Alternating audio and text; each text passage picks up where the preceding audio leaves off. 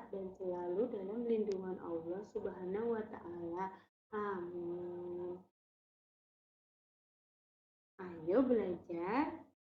Tema 9, subtema 3, pembelajaran 1, kurikulum 2013, kelas 5, semester 2, tahun pelajaran 2020-2021. Dengan saya, Ibu Guru Gina Utami dari SDN 1 Somagede, Korwil Jam Somagede, Kecamatan Banyumas. Nah, walaupun kita di masa pandemi seperti ini, kita belajar secara online, kita harus tetap semangat ya. Ayo kita lanjutkan belajar. Tujuan pembelajaran kita hari ini adalah setelah kalian nanti menonton video ini, kalian dapat memaparkan iklan media cetak secara lisan dengan percaya diri. Kalian juga bisa mengidentifikasi pengertian, tujuan, iklan-iklan, dan bentuk-bentuk iklan. Dan juga kalian dapat menyebutkan tujuan iklan, bentuk iklan, dan kesimpulan isi teks paparan iklan dalam media cetak dengan benar.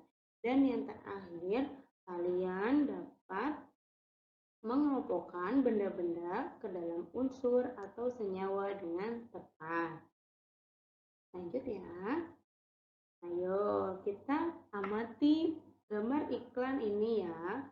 Kira-kira itu gambar iklan apa? Nah, kemarin kita sudah belajar tuh ciri-ciri iklan, unsur-unsur iklan. Nah, kemudian iklan ada banyak jenisnya, ada iklan media cetak, contohnya itu koran, media tabloid ya. Kemudian ada media elektronik, contohnya apa? Radio, televisi, dan banyak sekali. Kita juga bisa menemukan macam-macam iklan di mana di internet. Nah, ayo kita amati gambar iklan ini ya.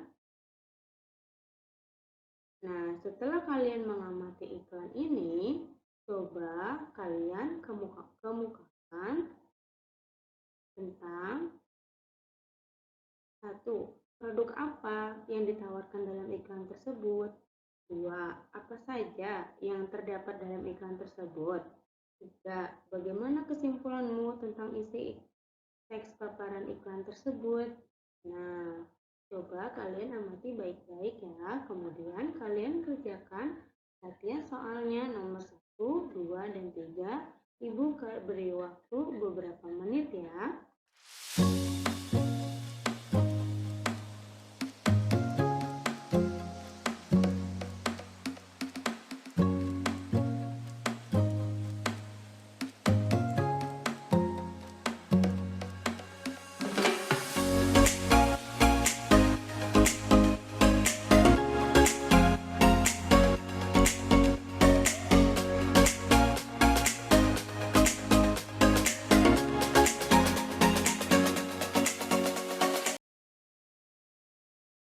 Nah, bagaimana anak-anak? Sudah dijawab pertanyaannya? Nah, kalau kalian sudah menjawab semua, ayo kita diskusikan bersama-sama. Nomor 1 ya, produk apa yang ditawarkan dalam iklan tersebut? Jawabannya adalah air mineral. Ya, karena itu ada yang sedang minum air ya. Terus habis minum air, sampahnya kita buang. Nomor 2, apa saja yang terdapat dalam iklan tersebut? Nah, ada apa saja? Ini maksudnya unsur-unsur iklannya ada apa saja? Ada nama produk. Nama produknya apa tuh mereknya? Aquada. Ada gambar yang menarik ya. Dan ada kalimat iklan. Kalimat iklan itu yang di atas, yang ada tulisannya semua berawal dari kita, awal yang baik, akhir yang baik. Dan yang terakhir, bagaimana kesimpulanmu tentang isi teks paparan iklan tersebut? Kesimpulannya adalah iklan tersebut menggunakan bahasa yang informatif, komutatif, serta bahasa singkat dan padat.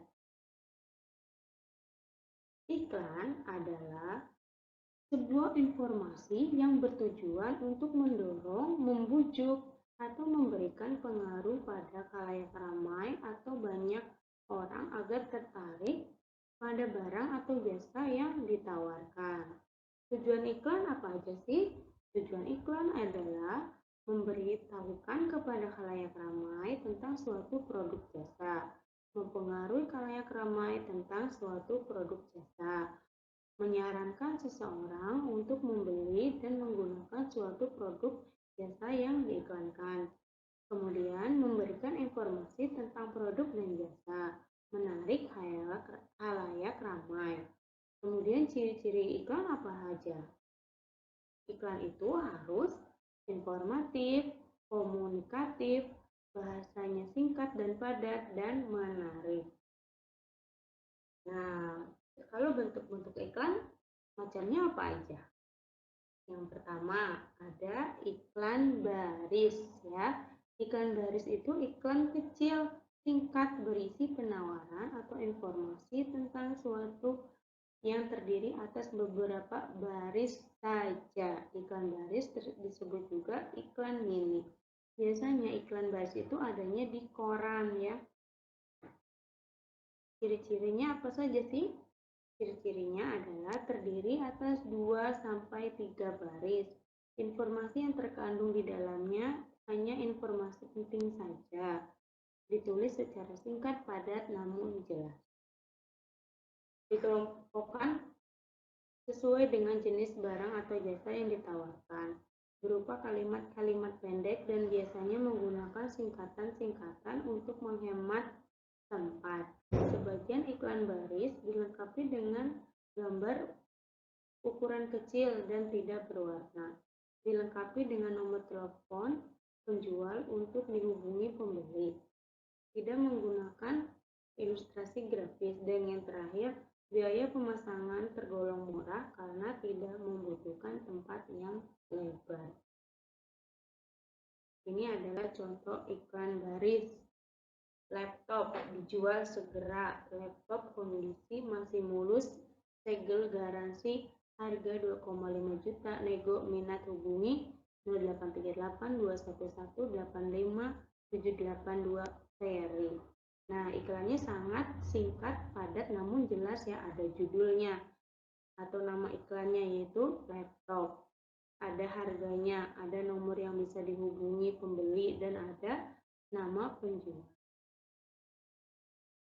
Yang kedua macam iklan adalah iklan kolom. Iklan kolom adalah iklan yang pemuatannya memanfaatkan beberapa bagian kolom dari halaman surat kabar. Ciri-cirinya: 1.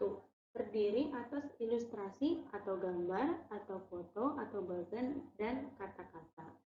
Ukurannya lebih besar daripada iklan baris, bahkan ada yang penuh satu halaman koran. Berisi penawaran, ajakan, dan rayuan untuk membeli barang atau produk yang ditawarkan. Bisa juga berupa iklan pribadi atau keluarga yang berisi misalnya berita pernikahan, duka cita, atau ucapan terima kasih. Ini contoh iklan kolom pada koran. Toyota murah, New Avanza ready stock. Ya, jadi kalau iklan baris itu hanya biasanya kata-katanya saja dan cuman beberapa baris. Nah, kalau iklan kolom dia lebih banyak kata-katanya dan biasanya ada gambarnya. Oke. Nah, setelah kita pelajari tentang iklan baris dan iklan kolom, ayo sekarang kita amati gambar iklan yang ini. Kita amati bersama-sama ya. Kemudian setelah kita amati, kita jawab pertanyaan berikut. Nomor 1, apakah maksud dan tujuan iklan di atas? 2, termasuk bentuk iklan apa jika iklan tersebut dimuat dalam surat kabar? 3, jelaskan kesimpulan isi teks paparan iklan di atas. Oke, sekarang coba kalian kerjakan dulu latihan nomor 1, 2, dan 3. Ibu beri waktu beberapa menit ya.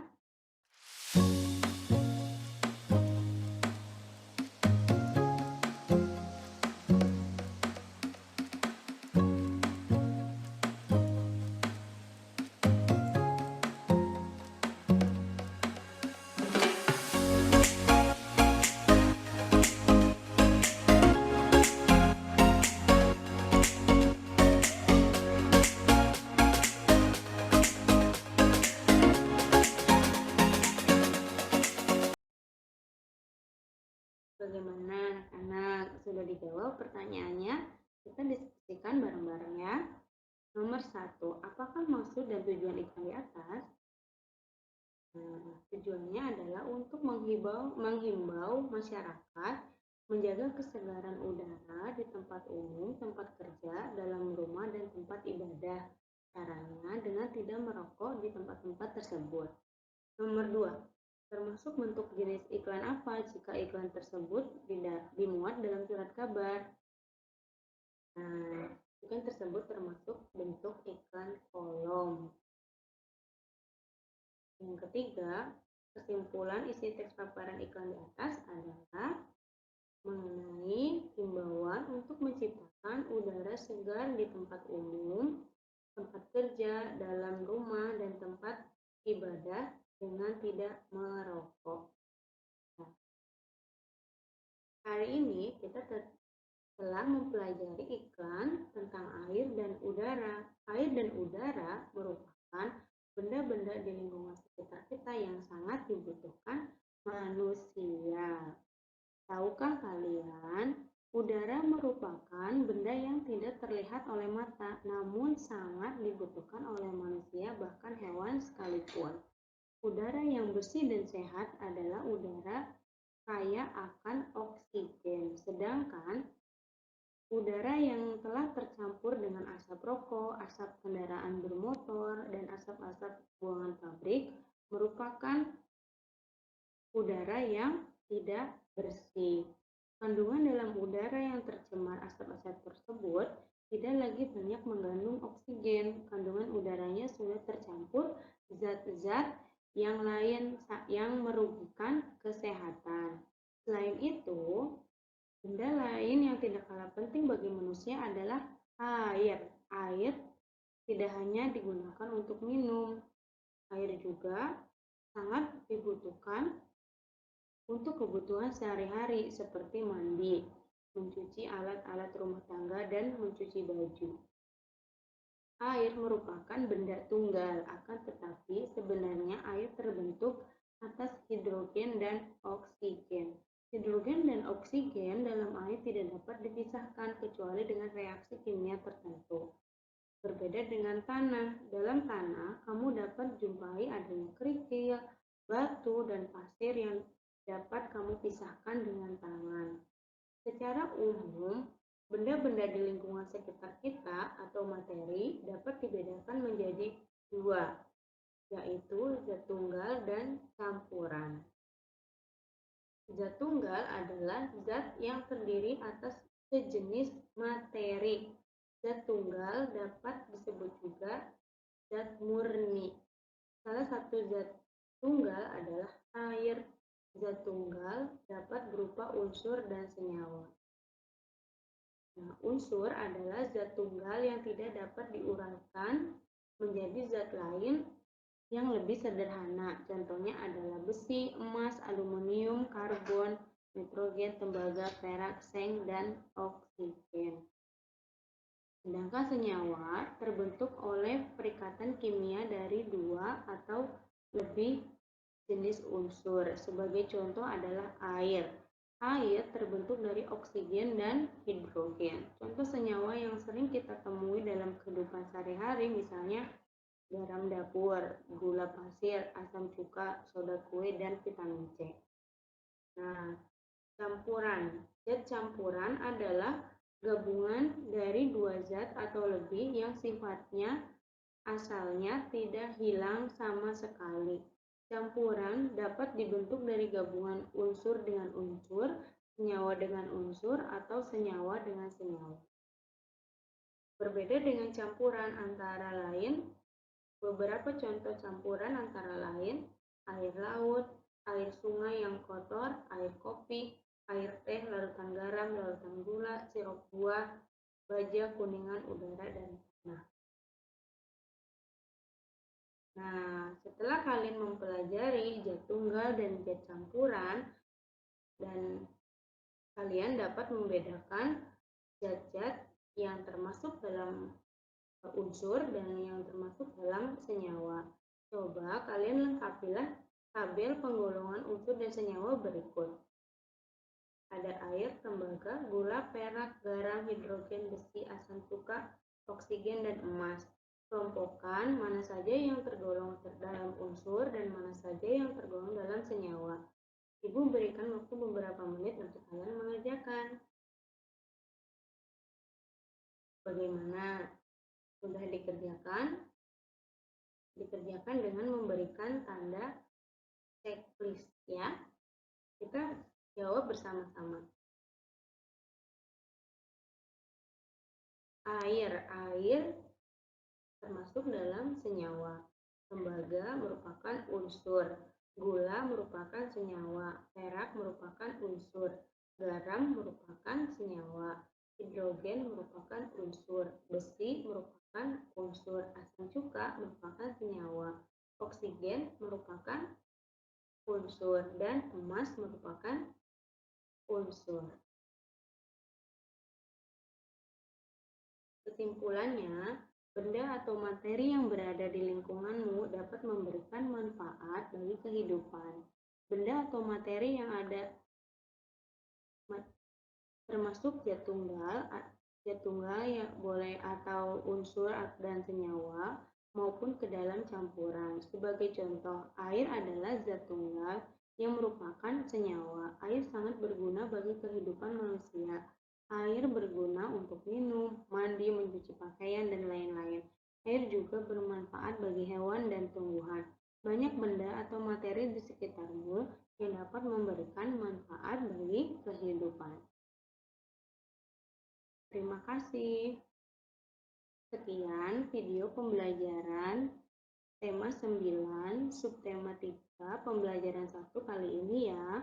Mohon maaf apabila banyak kesalahan dalam video pembelajaran kali ini. Tetap semangat walaupun belajar di masa pandemi. Wassalamualaikum warahmatullahi wabarakatuh.